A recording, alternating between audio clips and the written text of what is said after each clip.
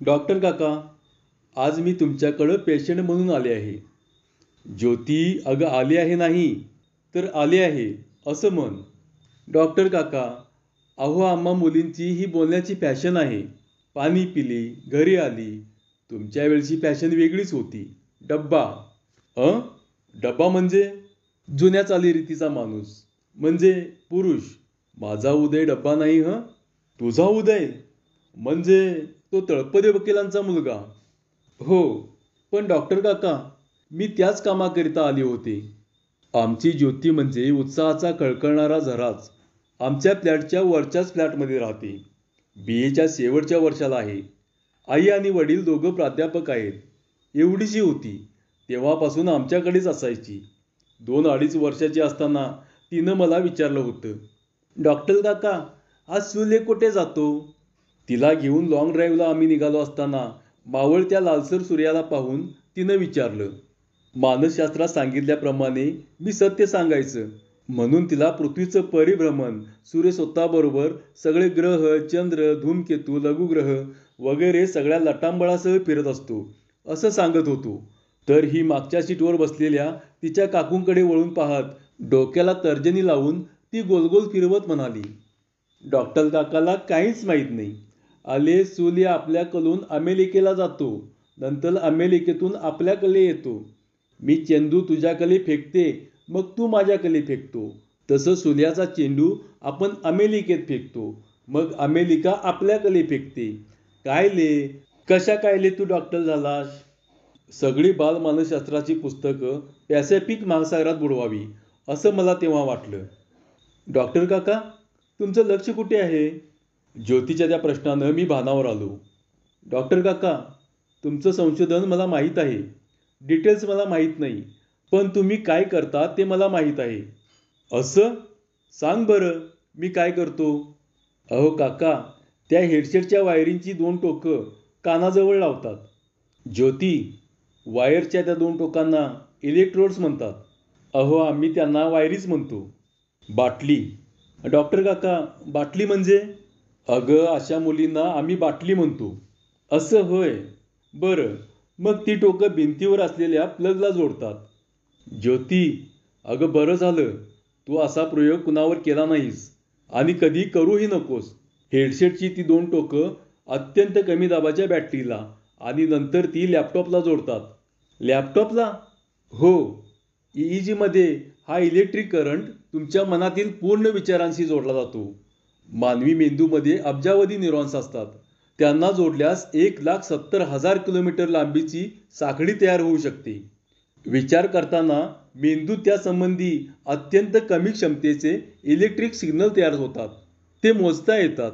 म्हणूनच मेंदूत निर्माण झालेल्या इलेक्ट्रिक सिग्नलचा अर्थ लॅपटॉपवर लावला जातो. स्मृती विभागात लहान लहान, मध्यम आकाराची आणि मोठी सर्किट्स असतात. अय्या, मेंदूत सर्किट्स? हो, पण ती विजेच्या तारांची नाही, मज्जातंतूची सर्किट्स असतात. परीक्षेकरता केलेला अभ्यास लहान लहान सर्किट्समध्ये असतो. म्हणून परीक्षा होताच तुम्ही तो विसरता. अय्या, खरंच की. पण काही महत्त्वाचे प्रसंग मोठ्या सर्किट्समध्ये आपोआप जातात. डॉक्टर काका, मोठ्या सर्किट्समधले प्रसंग तुम्ही घालवू शकता ना? मला उदयच्या सगळ्या स्मृती घालवायच्या आहेत. डबडबलेले डोळे रुमालाने पुसत ज्योती म्हणाली. का ग? काय झालं? डोळे का भरून आले तुझे? मी आजच तळपदे वकिलांच्याकडे जातो आणि उदयला याचा जाब विचारतो. डॉक्टर काका, काही उपयोग नाही आता याचा. आमचा ब्रेकअप झालाय. अगं पण ज्योती, कारण काय? काका, अलीकडे आमची खूप भांडणे होत आहेत, वेगवेगळ्या कारणांनी. शेवटी मग एकमेकांना बाय केलं. मला सारख्या सारख्या त्याच्या आठवणी छळतात. म्हणजे तुझं अजूनही प्रेम आहे त्याच्यावर. तुझं थोबाडही परत दाखवू नकोस असं मी त्याला म्हटलं होतं आणि तोही मला तसंच म्हणाला. ज्योती, तू 1 आठवड्यानंतर माझ्याकडे ये. मी विचार करतो तुला त्याच्या आठवणीच्या गुंत्यातून कसं सोडवायचं ते. दुसऱ्याच दिवशी रविवार असल्यानं मी तळपदी वकिलांच्याकडे गेलो. हवा पाण्याच्या गप्पा झाल्यानंतर मी मुद्द्याला हात घातला. काय म्हणतोय तुमचा उदय? कुठे आहे तो? अगे सुरेखा, डॉक्टर साहेब आलेत. कॉपी टाक त्यांच्याकरता. तर डॉक्टर साहेब, त्याला कंपनीनं फिनलंडला पाठवलंय. तिकडेच सेटल व्हायचं म्हणतोय. तू अगोदर लग्न कर असं आम्ही त्याला म्हणत होतो. पण तो म्हणतोय की आता मी लग्नच करणार नाही. अहो पण त्याला अगोदर विचारा. गेली 2 वर्ष त्या पोरीला का नादी लावलास?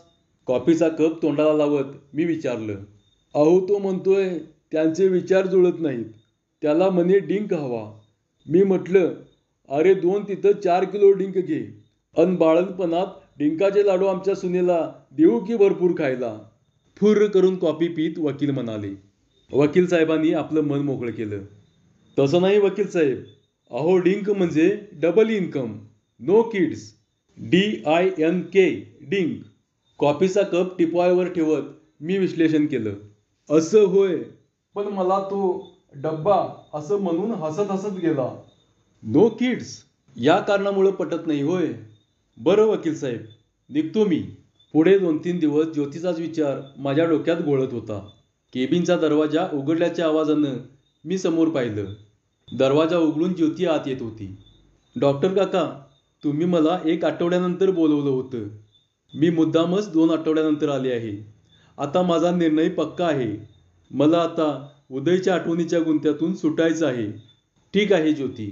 तू जो निर्णय घेतलीस तो विचारपूर्वकच घेतली आहेस. नंतर मी तिला खुर्चीत बसवलं. तिच्या डोक्याला हेडसेटच्या तारा जोडल्या. त्या तारांची टोकं लॅपटॉपला जोडली. लॅपटॉपवर ओव्हल आकाराची लहान मोठी मज्जातंतूची सर्किट दिसू लागली. काही सर्किट्सचा गुंता मी सोडवून ते मज्जातंतूंना सरळ केले. हे काम नीट काळजीपूर्वक करावं लागलं. 2 तासांनी मी ज्योतीच्या डोक्याभोवतीच्या हेडसेटच्या तारा काढल्या. ज्योती आता आपण मस्तपैकी कॉफी घेऊया. काय? असं म्हणून मी बेल वाजवली. हो चालेल ना. पण काका माझं डोकं थोडं गरगरतंय. आता तू अशीच स्वस्थ बसून राहा. 15 मिनिटात तुला बरं वाटेल. आमच्या गप्पा चालू असतानाच अटेंडन्स आत आला. साहेब तळेकर वकील भेटायला आलेत. पेशंट म्हणून नाही मित्र म्हणून. तळेकर वकील? आत्ता? यावेळी? बरं पाठव त्यांना आत. तळेकर वकील दरवाजा उघडून आत आले. डॉक्टर आमचं कार्ट म्हणतंय की तो डिंकाचा आग्रह सोडून देतोय. ज्योतीला म्हणावं तू पाहिजे तितक्या वेळा डिंकाचे लाडू खा. काय? म्हणजे? माझ्या प्रश्नात जानच नव्हती. पण आपल्याच आनंदात मग्न असलेले तळपदे वकील म्हणाले. अहो म्हणजे काय? डॉक्टर साहेब उदय ज्योतीच्या अटीवर लग्नाला तयार आहे. तो तिला मुळीच विसरू शकत नाही म्हणे. माझे आणि तळपदे वकिलांचे बोलणे चालू असतानाच ज्योती मात्र त्रयस्थाप्रमाणे आमच्याकडे पाहत होती. आणि न राहून तिनं मला विचारलंच. डॉक्टर काका कोण हा उदय? धन्यवाद.